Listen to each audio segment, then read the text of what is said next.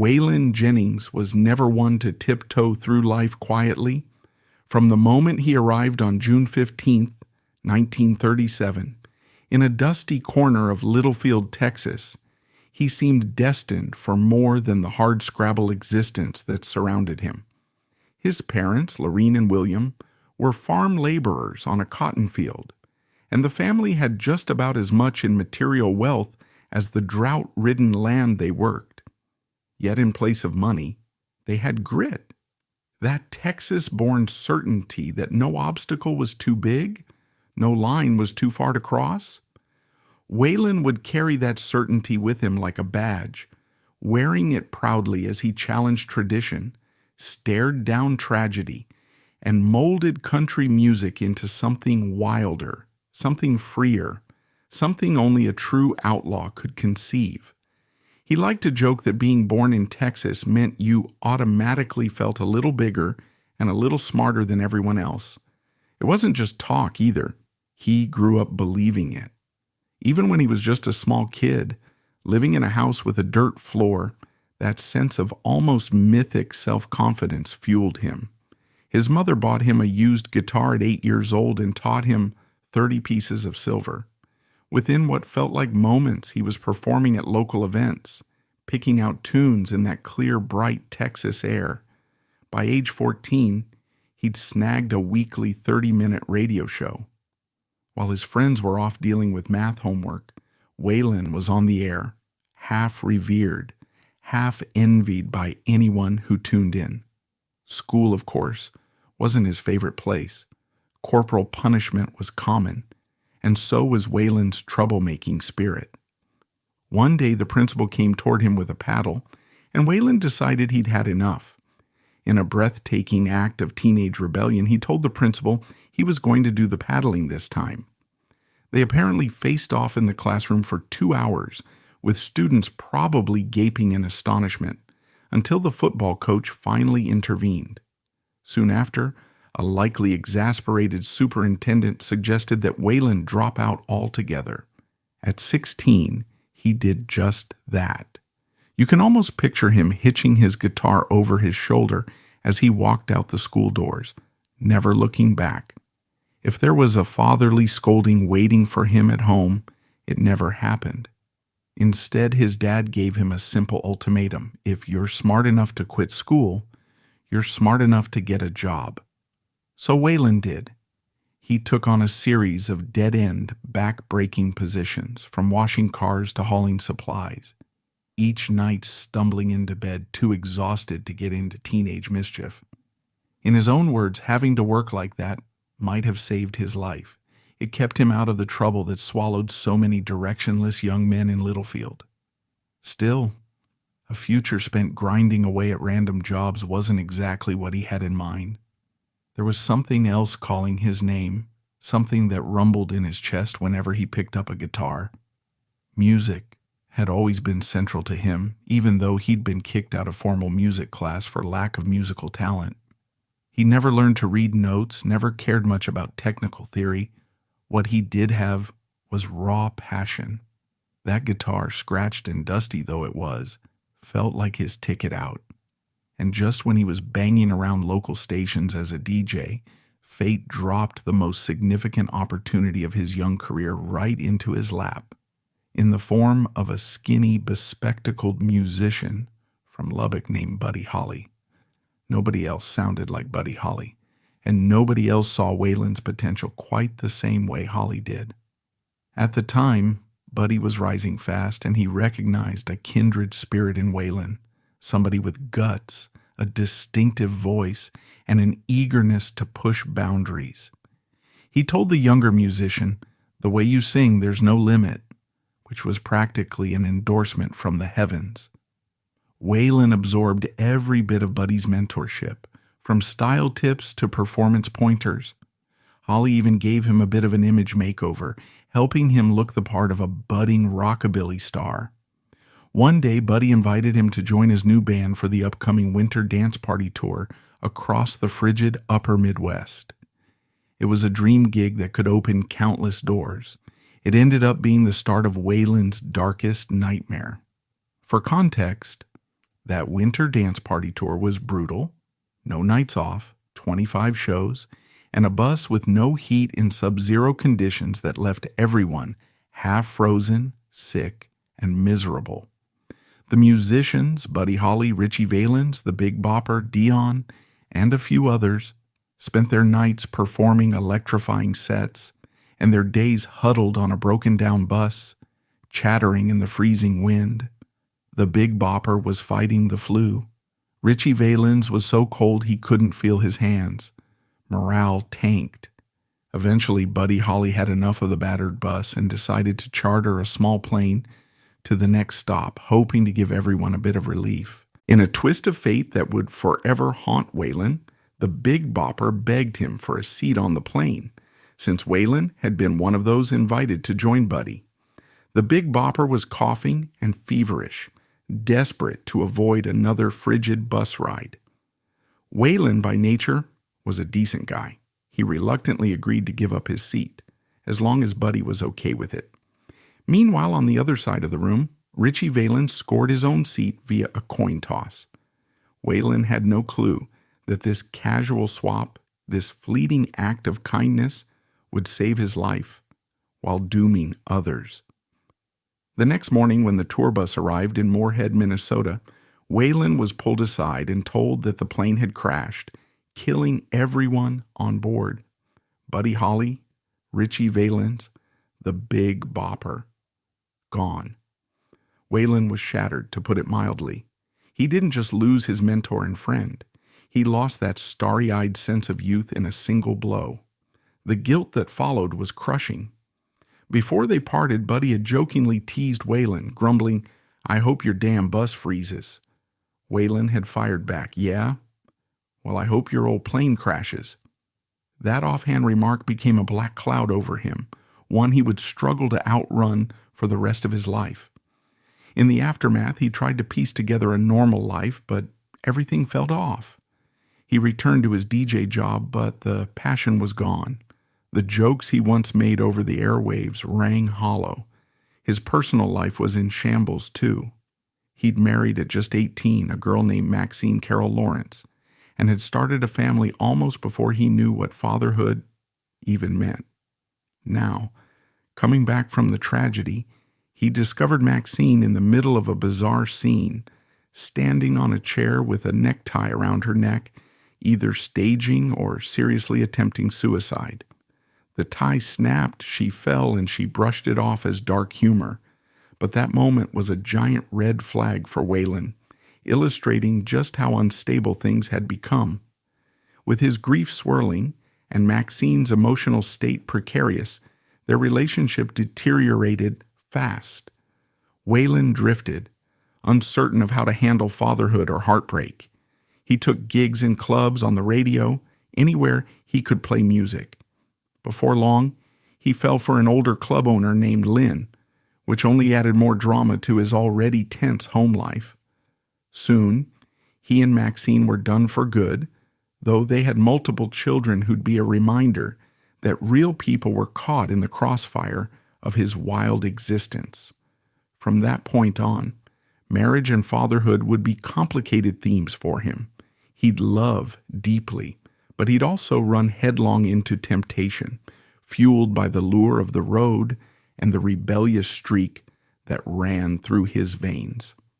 Eventually, Waylon snagged a record deal and dropped his debut album. It was a step toward bigger stages and bigger crowds, but it also came packaged with bigger vices. As clubs got rowdier and the tours more relentless, he turned to substances to keep him going. Uppers to stay awake, downers to find some semblance of calm. In the best of times, it fueled an on-stage charisma that made him unstoppable. In the worst of times, it nearly destroyed him.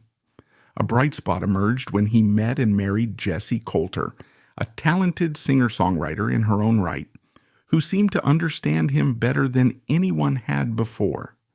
Their bond produced beautiful music, with Jessie supporting him through attempts to clean up. For a while they recorded duets and exuded an almost fairy tale aura, two defiant souls forging their own path. But behind the scenes, trouble kept knocking. Waylon was too big, too wild, too unwilling to bend to Nashville's demands. That rebellion endeared him to fans, who were tired of squeaky clean country cliches.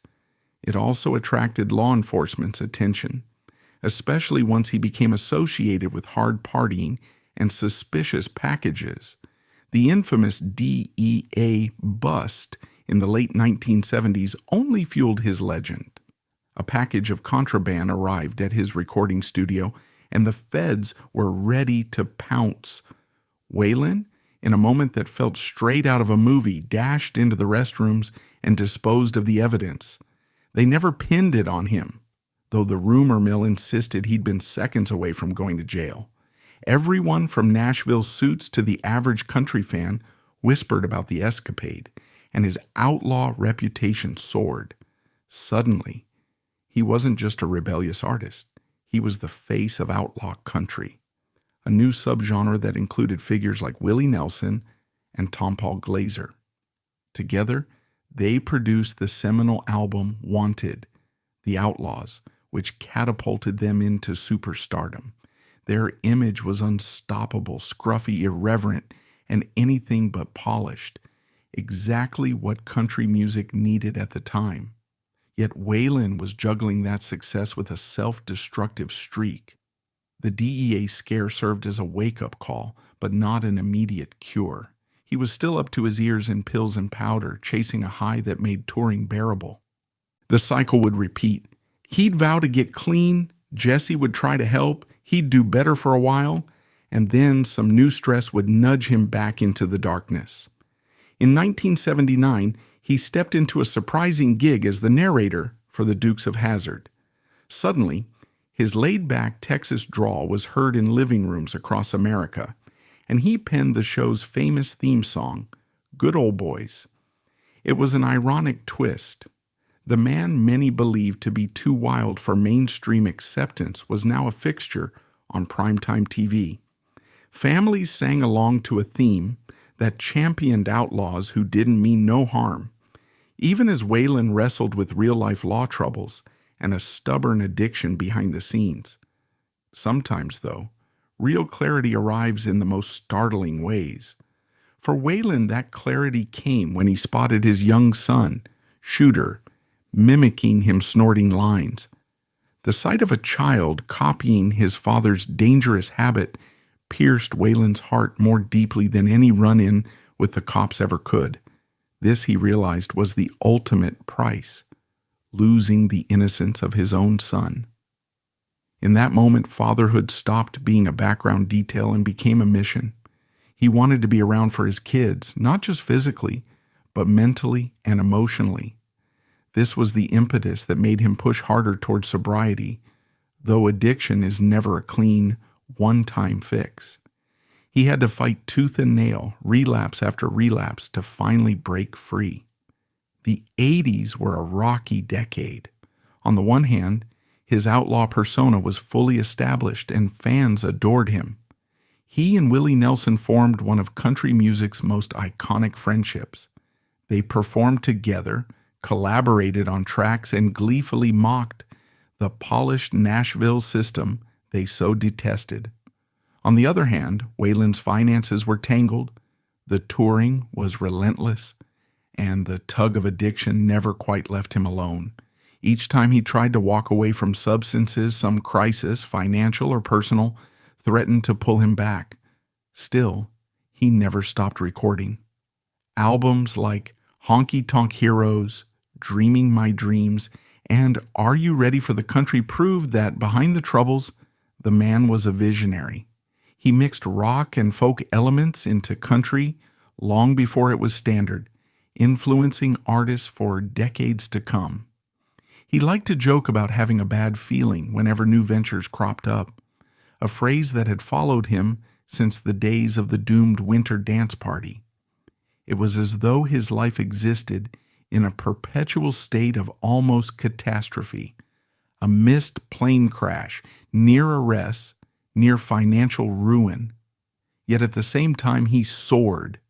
In 2001, the Country Music Hall of Fame finally recognized him for what he was, a pioneer who'd changed the genre forever, whether Nashville establishment liked it or not. By the late 90s, though, Waylon's health was in freefall. Diabetes hit him hard, messing with his circulation and eventually leading to foot problems. Heart issues flared up. Surgeries became a regular part of life. At one point, he came out of a painful procedure to find Johnny Cash at his bedside, only to learn that Cash himself needed bypass surgery. It was a stark reminder that the old guard of country, those rebels who'd once burned bright across radio waves, were reaching the end of their fight. Waylon had indeed freed himself from drugs by then, but not without severe damage. Decades of living fast had taken a toll on his body. He admitted in interviews that the survivor's guilt over Buddy Holly's crash never left him. The man who'd taught him there were no limits was gone, and Waylon had gone on to a storied career. On good days, he was grateful. On bad days, he wondered how much simpler life might have been if he'd gotten on that plane. Still, with Jesse Coulter's unwavering support, he pressed forward.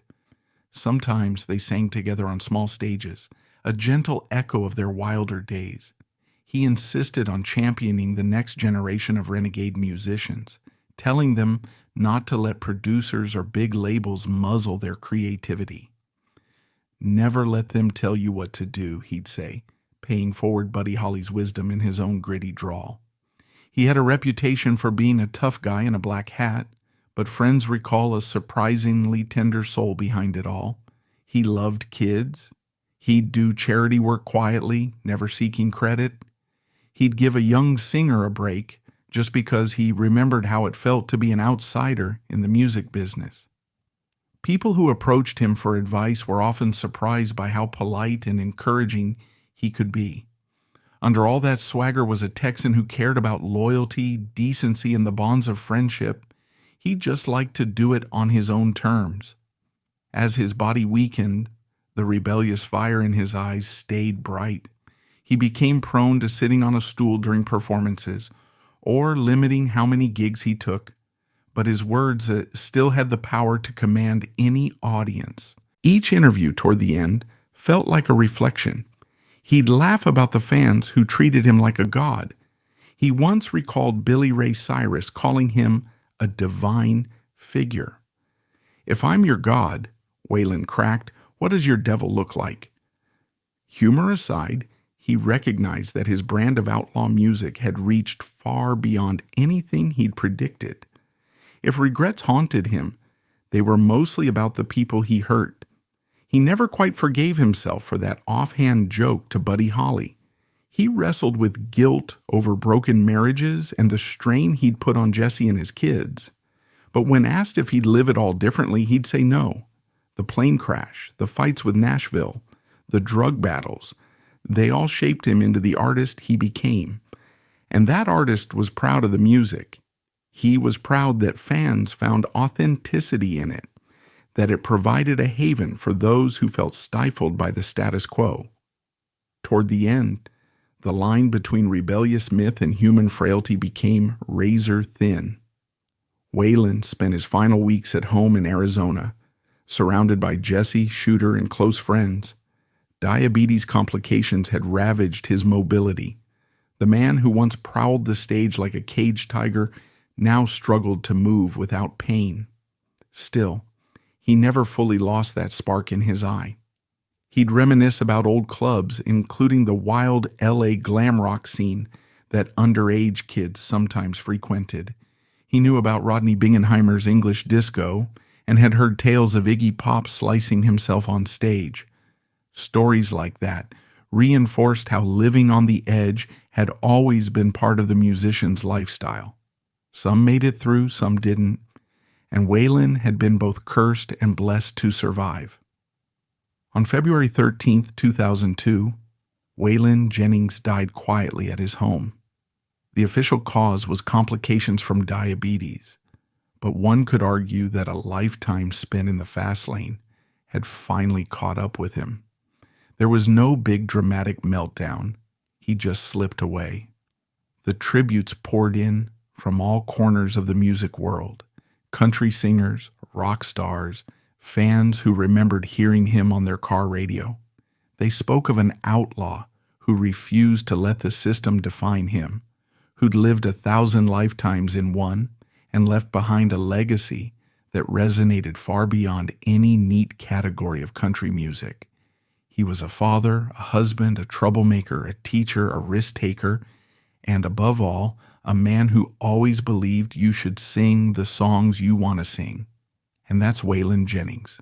Rebellious, haunted, tender, explosive, an outlaw who survived so many brushes with disaster it felt like a cosmic punchline. For every heartbreak he caused, he also ignited a sense of freedom in others. For every bad choice he made, there was also a moment of staggering honesty in his music. And for every time he fell, he got up singing, guitar in hand, ready to push boundaries a little further. Maybe that's all we really need to know about him. He was the gritty voice that told Nashville to get bent, the man who gave up his seat on a doomed plane, the father who wept when he saw his son mimicking his worst habit, the friend who adored Buddy Holly and never forgot the cost of that fateful night. He was a study in extremes, bridging the chasm between the old guard and the new, between honky-tonk sincerity and rock and roll swagger. As he say, just a good old boy, but with an asterisk, a good old boy who changed the game. Whether you see him as a tragic figure or a triumphant one probably depends on which chapter of his life you focus on. But in the grand tapestry of country music and American culture, Waylon Jennings stands as one of those blazing comets that come around once in a lifetime. He lit up the sky with rebellious brilliance, left a trail of stardust for others to follow, and, when the time came, slipped off into that great beyond, hopefully to reunite with old friends and keep the jam session going up there in the clouds. His tale is a reminder that sometimes the most meaningful artistry is born of conflict, both external and internal. He battled Nashville, the law, addiction, heartbreak, and the abiding guilt over that one terrible joke. Yet in the end, he gave us new ways to think about country music and about living on your own terms. That's something worth celebrating. And if you ever find yourself doubting whether life can turn on a dime, think of that coin toss that put Richie Valens on the plane, that offhand remark to Buddy Holly, that last-minute seat swap with the Big Bopper. Waylon Jennings carried those moments like invisible tattoos, forging ahead regardless, and leaving behind a story that's both a raucous testament to free will and a sobering testament to fate. And that's exactly why the name Waylon Jennings still stirs something in the hearts of fans. It calls up the image of a tall Texan in a black hat, guitar slung low, eyebrows set in defiance, turning his back on any standard he didn't believe in. An artist who, beneath the bravado, cared deeply about the music, the people who shared his journey, and the spirit of doing it your way, even if your way could get you in a world of trouble. When we look at it like that, maybe the best way to honor him is simply to spin one of his records. Let that raspy drawl fill the air, and remember that behind every note lies a life lived at full tilt, a life that, in the end, might just have been the purest example of outlaw country we'll ever see.